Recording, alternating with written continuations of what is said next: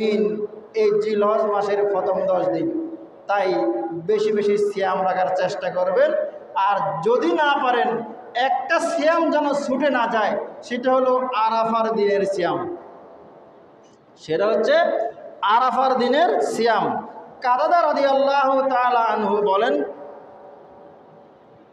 রাসূলুল্লাহ সাল্লাল্লাহু আলাইহি ওয়াসাল্লাম বলেছেন, সিয়ামু ইয়াউমিল আরাফাতা আহতাসিবু আলাল্লাহি আন ইউকাফফিরা সানাতাল্লাতী ক্বাবলাহু ওয়া সানাতাল্লাতী বা'দাহু।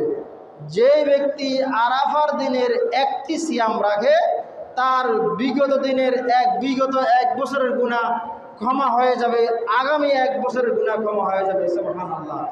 অর্থাৎ একটা সিয়াম রাখলে 2 বছরের সগীরা গুনাহ আল্লাহ তাআলা ক্ষমা করে দেবেন। কটা সিয়াম রাখলে? তো বেশি কিছু হয়ে গেল একটা সিয়াম রাখলে। এখন অনেকে প্রশ্ন করছে, আরাফার সিয়াম কোন দিন রাখবো? বাংলাদেশের তারিখ হিসাব করছে। তারিখ নয়, এটা হচ্ছে হাদিসে এসেছে আরাফার দিনের সিয়াম।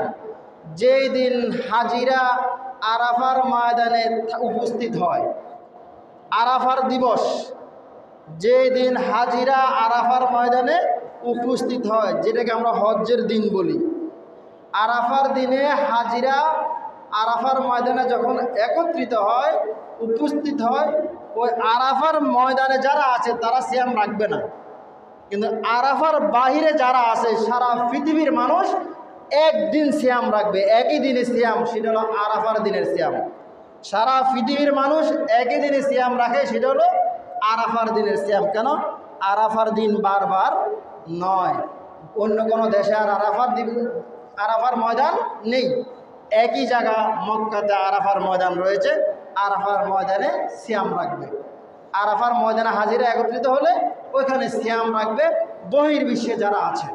তাই আমাদের জন্য মঙ্গলবার, সোমবার রাত্রে ভাত খাবে, মঙ্গলবারে একটি সিয়াম রাখবে। মঙ্গলবার হচ্ছে হজের দিন, বুধবার সৌদি আরবে কোরবানের দিন, বৃহস্পতিবার আমাদের বাংলাদেশে কোরবানের দিন। অতএব আমরা আগামী মঙ্গলবার সিয়াম ছাড়ব না ইনশাআল্লাহ।